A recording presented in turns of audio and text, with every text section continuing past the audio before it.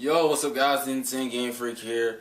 Welcome to the Anime 101 series. I actually tried recording this probably about 2 or 3 weeks ago, but the ice storm completely fucked everything up in terms of recording or doing anything without freezing to death.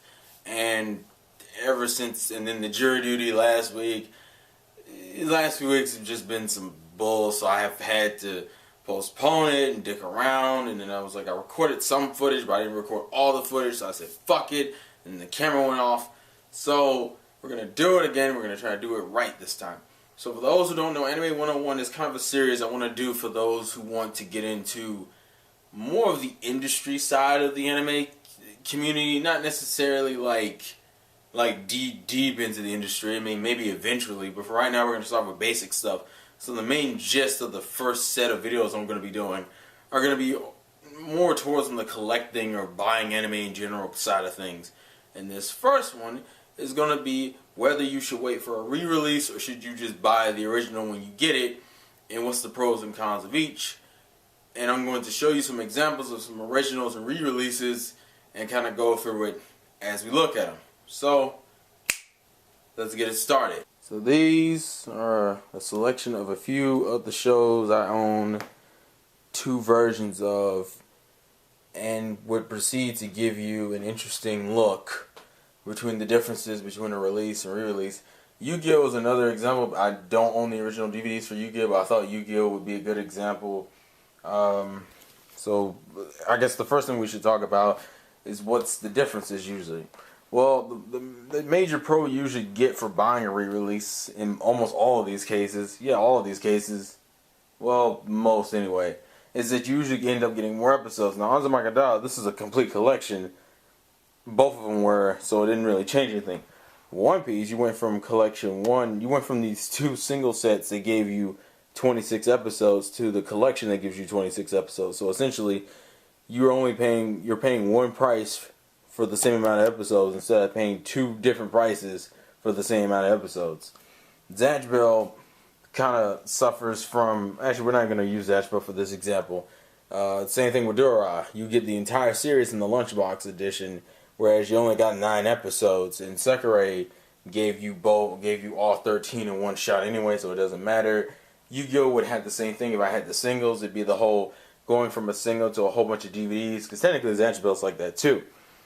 Now, the disadvantage of buying the collection second, is that sometimes the collection may be a piece of crap. What I mean by that is, certain collections, it's usually, when I call it a piece of crap, I call it a piece of crap on more of a technical level. Especially if you're going from something like a DVD to a Blu-ray, and the Blu-ray quality may not be up to your standards. I think that's one of the current situations. Or it could be like what the Dragon Ball Z box set issue is currently. You know, that we have Blu-rays for the original series, but they cropped the picture to make it look widescreen, even though Dragon Ball Z was never made to be in widescreen. So it could be something along those lines. And people go, well, what's the big deal? Then just buy the original version. And that's where it comes into the next problem. Some of the original versions, you can't get anymore. See, people gotta understand, as a collector, you gotta understand, anime is not like traditional DVDs in the sense that, oh, if you miss out on it 2 or 3 years later, it'll be there. No. No. You can't. They don't even sell these singles anymore. And I think like half of the original One Piece voyages for seasons 1 and 2, half of them are missing. Hell, Dragon Ball Z is like that. And it's freaking Dragon Ball Z.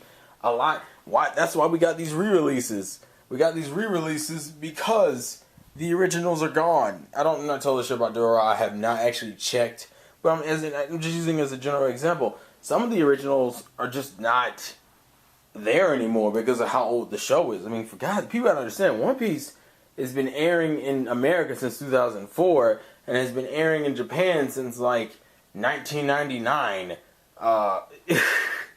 In America, the Funimation releases came out in 2007. That's 7 years ago. People don't realize that. It's been about 6 years. So, and with anime, please, not in the States, they don't last that long. If you see a limited edition of anything in America, you need to take that seriously, because you're probably not going to get another shot at it. At least not the same version. And people go, well, and see, here's the thing about Azumaki Daioh, because Azumaki Daioh brings up another thing. The original may not have a packaging you like either. It's not just a technical thing in terms of the DVDs. I mean, in terms of the the footage on the DVD. It could just be the packaging itself. For example, the one thing I can't stand is these things, the stack pack, where essentially if you want to get to, let's say I wanted to see episode 24, I gotta lift up all these discs and get down there to get the 24, to get to the one with 24 in, which is probably the last disc. Whereas this just gives me these single little packs and I can just do that. Now obviously that's a really minute thing and it's not that big of a deal, but I'm just trying to make a point here. Another thing is that now another advantage towards collections is not only, as I said, you get more episodes, but it's usually cheaper. And I say usually depending on the series. I'll give you an example. Technically, these are about the same price. The difference is when you buy this one, you at least get a Blu-ray version with your DVD, whereas when you bought this at launch, you just got DVDs. Same here. These were both like $40 at launch. These are originals. Like I bought this in 2007 or 8. These were $40 each. So I spent about $80, I think, on 26 episodes, whereas you can buy this and get the same amount of episodes for like a fourth of the price for like $20. And see, the other thing is that on top of all that, but then again, that's not always the case. I think Durarara is a prime example. Well, Durarara is not a prime example, but it's a good example of what I mean when I say this. Durarara, if you were to buy the entire series through the singles, you spent $40 on each single, meaning you spent $120, versus this Blu-ray box that gives you pretty much everything and more. The only thing it doesn't give you is a DVD version, but it gives you a Blu-ray version. So unless you just really want to watch it on DVD, you're not missing anything, and you spend about $30 more. But and and that one's kind of a tough decision. So I've kind of listed some of the pros and cons of each in this little jumbled up mess, but there is one major factor I want to make as a separate section. So let's get into that, because there is one other thing that people need to be mindful of when it comes to re-releases and releases and which one you should get first. Okay, the thing you really need to be mindful of above anything else is the company that's releasing it. What do I mean? If it's someone like Funimation, Funimation is more known to do re-releases of their shows. That's why you have this. That's why you have this. That's why you have save editions. And I think anime classic editions. Funimation is really good about re-releasing their stuff. So if it's a Funimation release, the only disadvantage you're going to run into is you may not be able to get the limited edition again. But in terms of getting the show, they'll come up with a way. So Funimation, don't have to worry about. New Video is relatively new. I wouldn't even call them an anime company, but they're the ones who have been doing the re-releases of old shows. They're just recently doing this. I think they started like last year. So I don't know how long they're gonna be doing this stuff, but I go ahead and grab these as quick as I can, just in case, because because essentially they're just taking dubs that were never finished or half finished but don't have a physical license for them anymore, and just relicensing them and putting them out. And considering their shows they don't have a license anymore, I mean, for God's sakes, for those who realize, Zesh Bell Seasons 1 and 2 doesn't cover the entire anime. It only covers like 2/3 of it. I grab this as soon as I fucking can. As soon as I can. Now, then we get to Aniplex. Aniplex, personally, I would say just go ahead and buy the first version. Let me explain why. Because usually when it comes to Aniplex and when it comes to the whole first version issue, Aniplex doesn't give a fuck. And what I mean by that is that Aniplex likes to appeal to the collector. So if you're the kind of person who doesn't necessarily buy a lot, but you buy sometimes, and maybe let's say Aniplex has like this one show you like maybe it's Magi, or maybe it's Madoka Magica, maybe it's Fate Zero, maybe it's Nisekoi in the future. I'm not even totally sure they have a license to that show. I'm pretty sure they do because it is Aniplex, or Silver Spoon, same kind of difference there.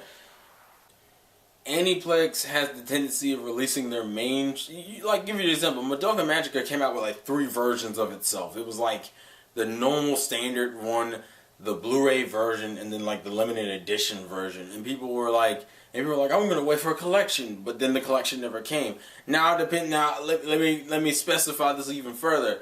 If you want a dub for your series, I might wait when it comes to Aniplex stuff, because Aniplex has been kind of weird with that lately. It's like, oh, Blue Exorcist when it was first released didn't have a dub, and each box set was, and each DVD set was like $30. So if you wanted the entire series, you were spending probably about $120 for the entire series, and then they released like a DVD collector's pack, and that shit was ridiculous in terms of pricing.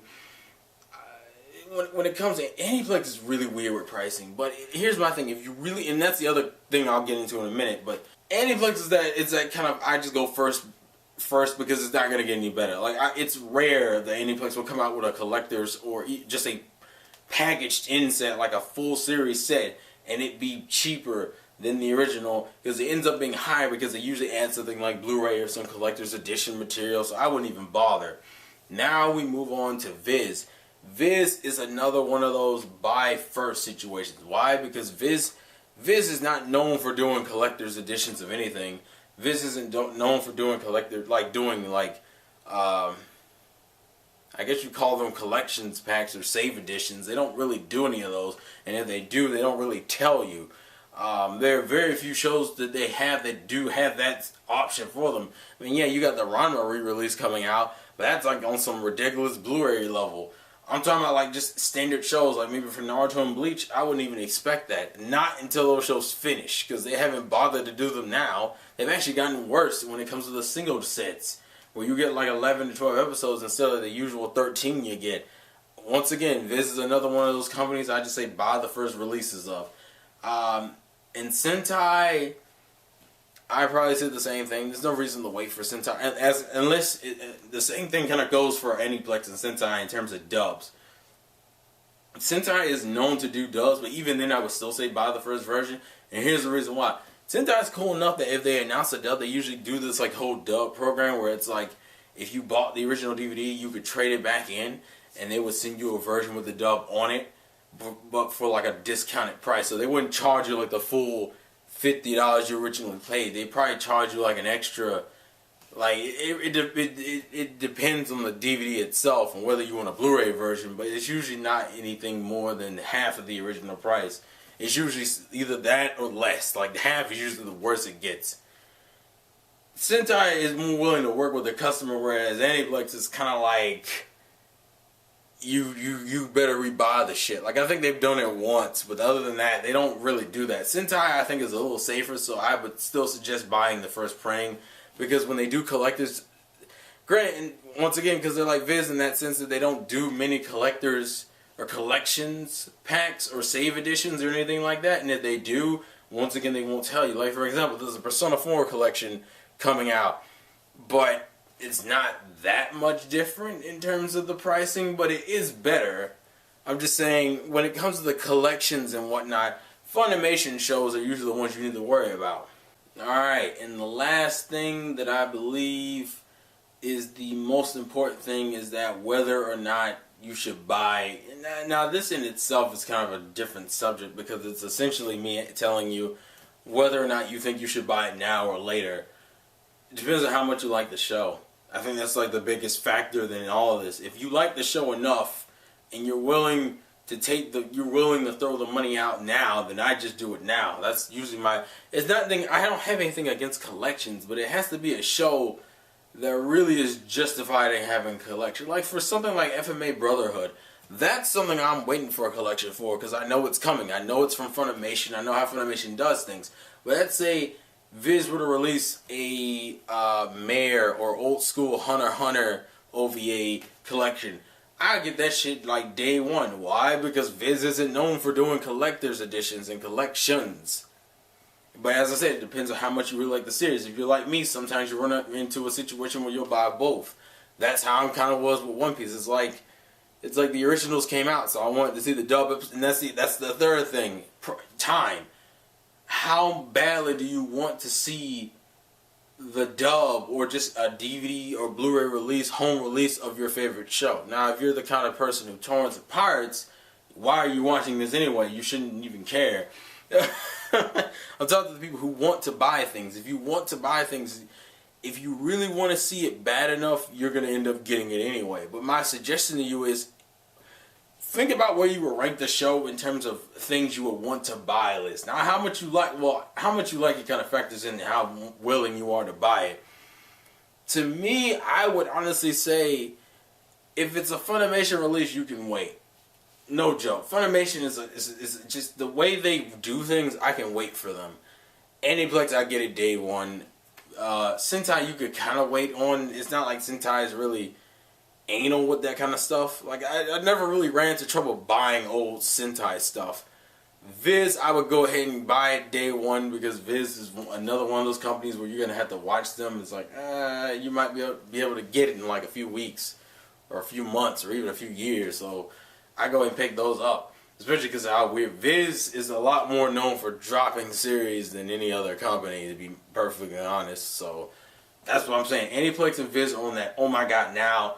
Sentai is like middle level, and Funimation is kind of like casual. And it's kind of funny because if you rank those, they're almost in the same level of cheapness too. NIS is another one I would suggest getting now, particularly because everything they release are usually limited editions. Therefore, I mean, for God's sakes, that's why they're doing a Toradora re-release currently. Why? Because the original is out of print. They did a standard edition. That's out of print too. It's like, it's a struggle to find these things. So NIS is another one of those you buy it now situations. But that's essentially my thoughts. That it really depends on the company. It depends on the technical specs. So if you're kind of a graphics whore and you really care about what the difference is between one version of the anime and another version, I pay attention to that. Pay attention to the company it's coming from. Pay attention to the pricing. And pay attention to how much you care about the show in general. Because if you like let's say you're a huge Persona 4 fan, you probably already bought this. You bought the original. Like, you bought it when it first came out. You're not waiting for the collection, unless you just happen to be in the position of no money, which is always a struggle. But usually collections are the better route most of the time. It just depends on how technical you are about certain things. If you don't care and you just want a DVD Blu-ray combo pack of Sekirei, go for it. Especially if it's a Funimation release, please, you're fine. You can wait or just get it then. Most people are going to wait. That's what I'm kind of doing for certain shows. That's why I haven't touched the Blu-rays of FMA Brotherhood yet. I'm waiting for them bitches to be a full collection, and I'll buy it that way, like they did with Soul Eater. Don't know why they took so long with FMA, though. Soul Eater already has a full collection. Come on now. Come on, funny. It's probably because of how popular it is. Anyways, I'm rambling. But yeah, that's essentially my first Anime 101 series. If there's any comments or criticisms you want to leave in the description box, please do. Anything to help me improve this setup. I don't know if this shit might have been all over the place, but let me know in the comment section below. This has been your vlogs again for your boy Terrell. And I'll catch you guys later. Peace.